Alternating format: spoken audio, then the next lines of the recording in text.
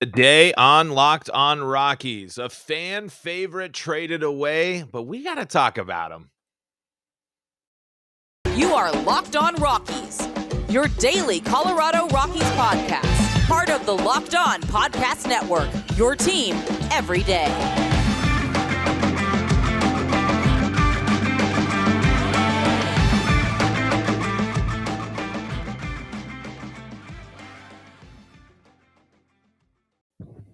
Rock on Rockies fans, welcome into the Locked On Rockies podcast for today, the 25th day of 2022. I am the 25th day of March, not the 25th day of 2022. What am I talking about?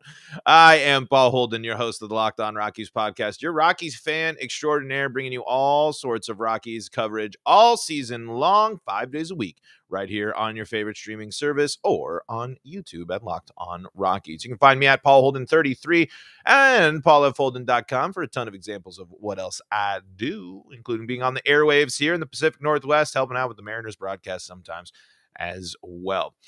Today on Locked On Rockies, we're going to keep it reflective on this Friday. I want to talk about Raimel Tapia, and I want to talk about Raimel Tapia for basically the entire show today as we gear up and head into the weekend. It's going to be kind of a short and sweet show, but I wanted to talk about Raimel Tapia today after I thank you for making us your first listen of the day, the Locked On Rockies podcast. We really, really appreciate all the support. We also surpassed 100 subscribers on YouTube, so thank you all so much for your support and subscribing on YouTube. And please continue to do so and tell all your friends that we are rocking and rolling with the Locked On Rockies podcast all season long. But anyway, Raimel Tapia has been traded to the Toronto Blue Jays, and I wanted to spend time today talking about Raimel Tapia because it's players like Raimel Tapia that make you really love the game of baseball. And I want to tell a personal story here about this. And it's I felt bad. I had to break the news to him yesterday. He was a fan favorite of my buddy Caleb, who I recently got into baseball. And he could have picked any allegiance. He has ties to Detroit. He could have been, he's from Ohio. He could have picked an Ohio team. He could have done all these other options. But he goes on and he latches on to the Rockies because I watch the Rockies all the time in college and things. Mostly was made fun of for most of the time for how much I watch the Rockies and baseball and things by this person. But he changed his mind after watching a Charlie Blackmon home run. And then as time went on, he loved watching Raimel Tapia play. And that's where I come down on this. Raimel Tapia is a special baseball player. He's not someone that is the five-tool, top of your lineup, best player there. He's going to dominate in all assets of the game. He's someone that I think just embodies the fact of how hard it is to get to major leagues, but to also do it in your unique way, with your unique style, with your unique presence. Raimel Tapia found a way to get to the major league level with hitting ground balls at a historically high rate, using a funky batting stance and some crazy defensive routes.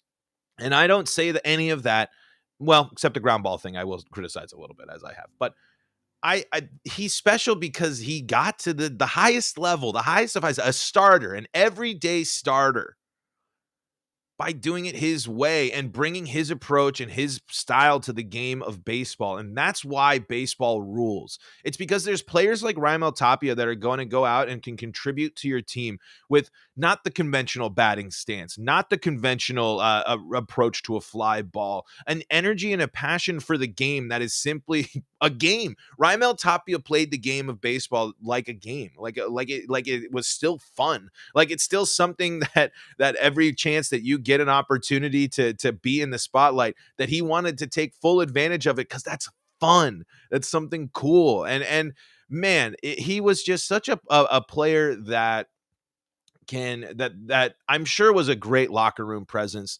I'm sure I don't think there's anyone I've ever heard say something bad about Raimel Tapia as a teammate.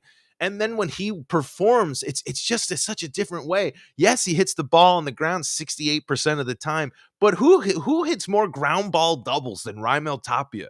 It was so crazy. It's so crazy watching watching the game, and Raimel Tapia just drills one into the ground. But you know that's going to be a double because of how fast he is and the way that he's able to move and get on the base path and just take advantage of his style of play. It didn't always work out. Sure, his approach wasn't always great. He didn't take a lot of walks. He went ice cold a lot of times, but he still went up there and still came in with the confidence that you wanted as a ball player, that he knew he was going to break through, and he has the confidence to go up there as this guy with this funky stance to lead this Rockies lineup, be the number one batter in the order, and lead this Rockies team off, get this team going. That was his job.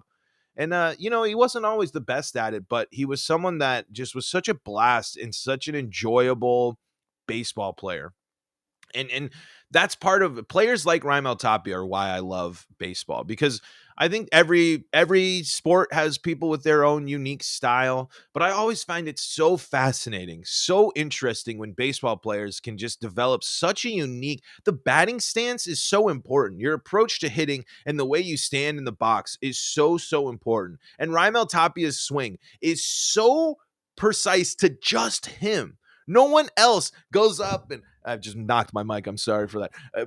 Does the clap with the elbows and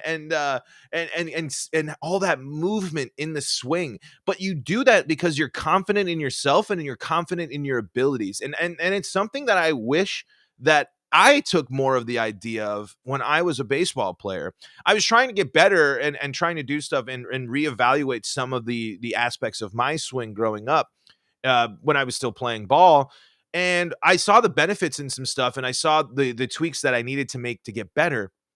But then I changed some things with my timing, and it threw me off completely. It threw off my power. It threw off me being able to use my whole body, and it threw off my ability to drive the ball in the gap. And I kind of wish that I had just taken the approach that Raimel must have had one time when he was growing up and saying, no, this is my approach. This is how I see and understand the ball. Look at Vladimir Guerrero. He's out there hitting the ball, looking off the ground with his crazy stance and things like that.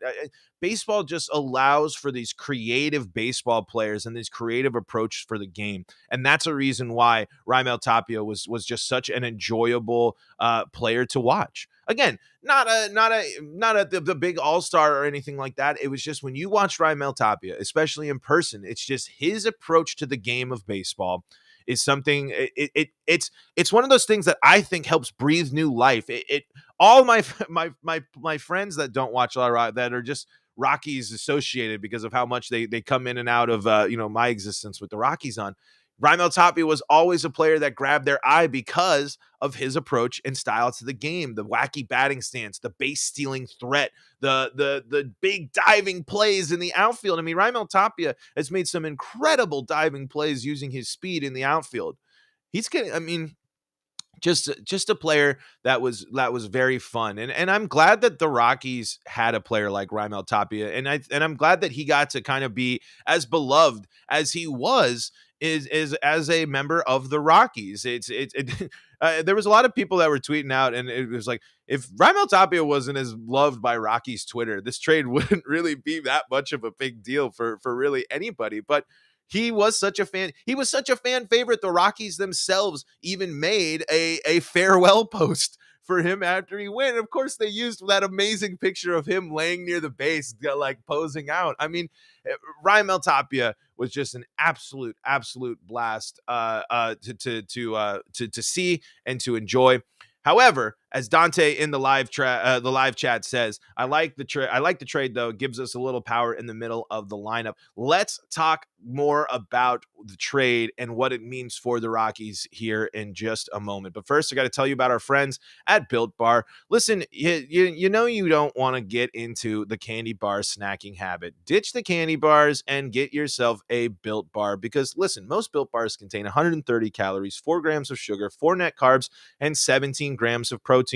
Compare that to a candy bar, which usually has around 240 calories, 30 grams of sugar, and dozens of net carbs. There's so many delicious flavors. I like any of the ones that have brownie except the mint. I'm not a big mint fan, but hey, they got a mint brownie option if you want. They also have coconut, coconut almond, and so much more. They also have exclusive limited time flavors for you as well all the time at built.com. At Built Bar, they are all about the taste. They make it delicious first, then figure out how to make it healthy. I don't know how, but they pull it off every time. I got a special deal for you when you head to built.com today. You can use the promo code LOCK15 and get 15% off your order. That's promo code LOCK15 for 15% off at built.com. 15% off your order at built.com when you use the promo code LOCK15. That's LOCK15 for 15% off at built.com.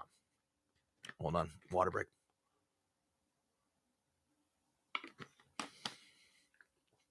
Now, let's talk about the Raimel Tapia trade and what it means here. Like we said, Dante Polk in the chat. I like the trade, though. It gives us a little power in the middle of the lineup. Devin in the chat says, we won the trade without a doubt. Grichuk in core is going to give us 30 homers if he gets consistent playing time. That's it, folks. I mean, that's really what it came down to. Bill Schmidt himself said this. Raimel Tapia's 68% or 64, I think it's 68. Raimel's high ground ball rate and not really center field status is the reason why the Rockies made this move. Is Grichuk going to be the immediately center fielder? I don't think so. The Rockies still have to figure that out, especially with Sam Hilliard showing some flashes this spring, which could be really interesting. But this move was simply to say, this guy is a power bat that is going to hit at altitude, that could slip in as the DH every now and then to give the Rockies an extra pop when they need it. And it is going to be someone that hits the ball in the air, which is that's really what it is. It's their defensive numbers are similar. They kind of, again, fourth outfielder type players, but that's what it came down to. It was the fact that Raimel Tapia just hits the ball on the ground far, far too much. And I got a good breakdown from the other Rockies fan extraordinaire, my buddy Jambron, giving me a little bit of some breakdowns here on the Rockies, on his thoughts of the trade. If Tapia didn't have the Rockies Twitter prospect narrative, this trade wouldn't ripple at all. A fourth outfield swap when the Rockies gained a righty and the Jays got a lefty. Rockies has three lefty bats in outfield: Hilliard, Blackmon, Tapia. Now they're balanced. Tapia hits grounders. Grichuk hits the ball in the air. Both are not really center field capable, but both can play it. It's a fourth outfielder swap and platoon for Hilliard in center field against lefties, but Grichuk is an okay defender at best. That's what my buddy Jambron, who knows more about the Rockies than me in some areas, but that was the move. It's not a groundbreaking, earth-shattering change the Rockies. It's just the fact that the Rockies are adding power bats. The Rockies want people that hit for power, and they want to increase this offense by letting people that have a history, maybe not of being the best hitters or most consistent hitters, but giving them opportunities to come and bat in situations at a hitter-friendly ballpark. It makes total sense to make this move. Tapia in center field, I just don't think Tapia had a place on this team anymore. With Charlie Blackmon staying in right field, with that being the idea for the team, with that being the mindset for the Rockies going into the start of 2022, Tapia was the most obvious trade candidate. He was the one out of those outfielders that has the most regular, everyday starting experience, and really could be an interesting player. He really, like I said, I gushed the whole beginning part of the show about all these unique factors that make Raimel Tapia a special baseball player. Again, is he going to break out to more than a fourth outfielder on a stacked Toronto Blue Jays team? Highly doubt it.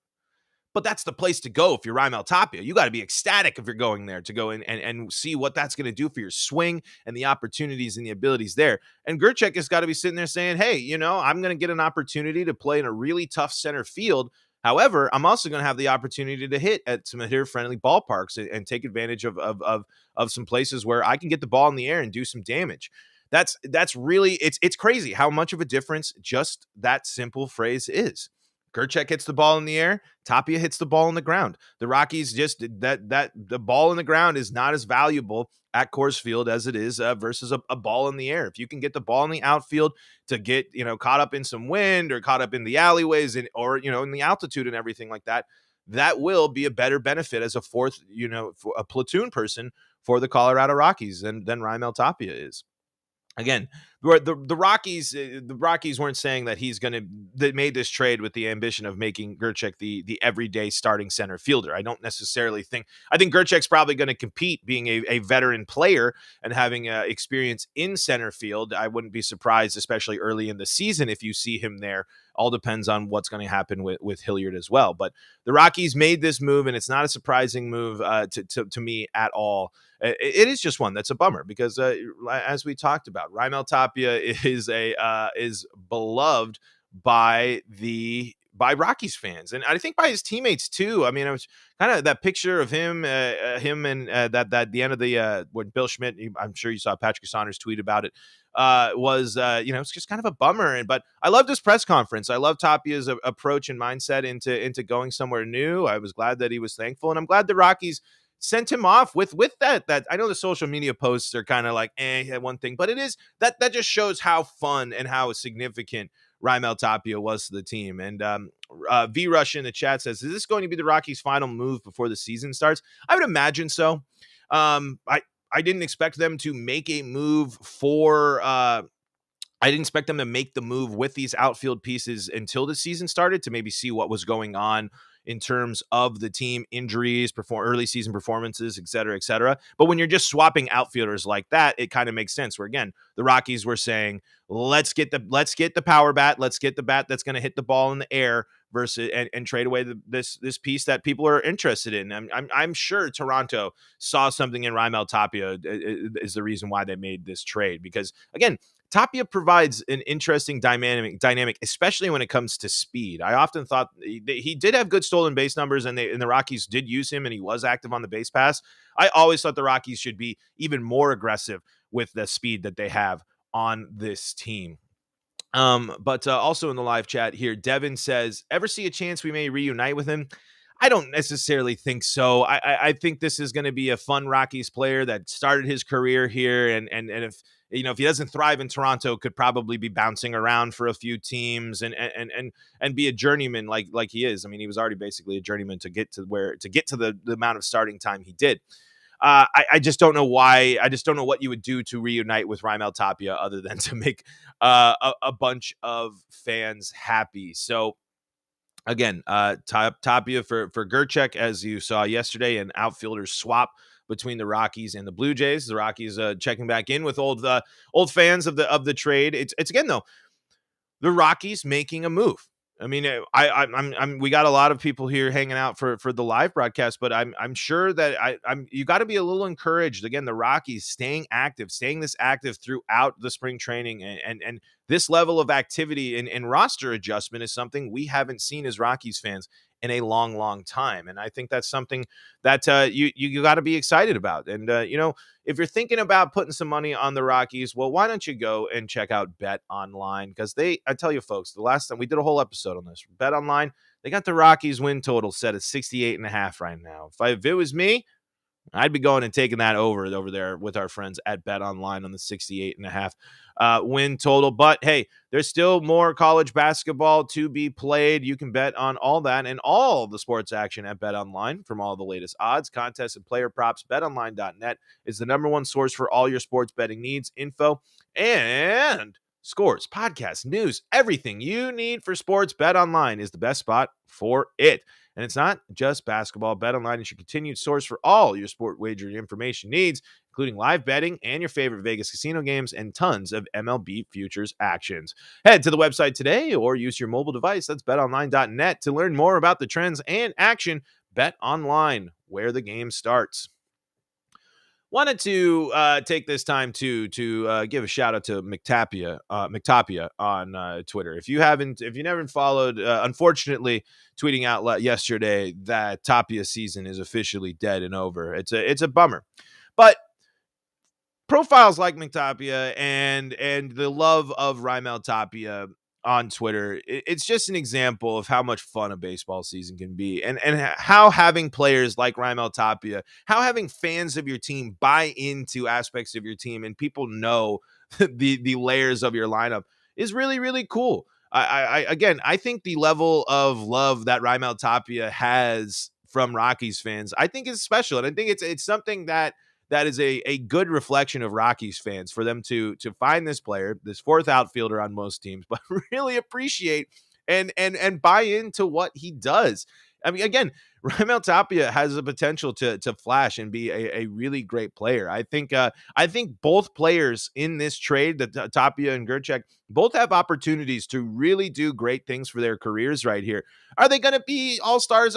No, that's not what I'm expecting them to do, but it would be great if Raimel can go and retool his swing and help contribute in big games for the Blue Jays on a competitive team as they eye to be one of the better teams in baseball this year. And Gerchek, you know, be the X factor, the random guy comes in here who helps bring a nice big pop into the Rockies lineup that could bring that big hit that the Rockies desperately needed. Does Gerchik need to hit 300 in a huge line? No, but if he bets 250 with 30 home runs and a bunch of RBIs and helps the Rockies score in big situations, which they've desperately needed for so many years, then I'm all in. I'm all for it. I think this was a good trade. I as much as I am bummed to miss Raimel Tapia and his abilities to go and play baseball, I think this move makes sense in terms of the type of players the Rockies are looking to add to their lineup right now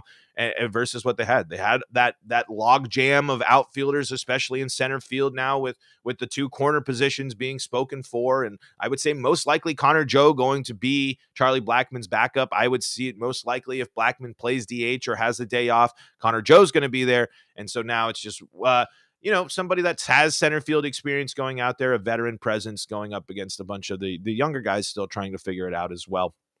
But I think if you're looking for who's your starting center fielder for the Rockies here coming up at the beginning of the season, Gerchek and Hilliard are probably going to be the two I would put my money on, with leaning towards Hilliard as well.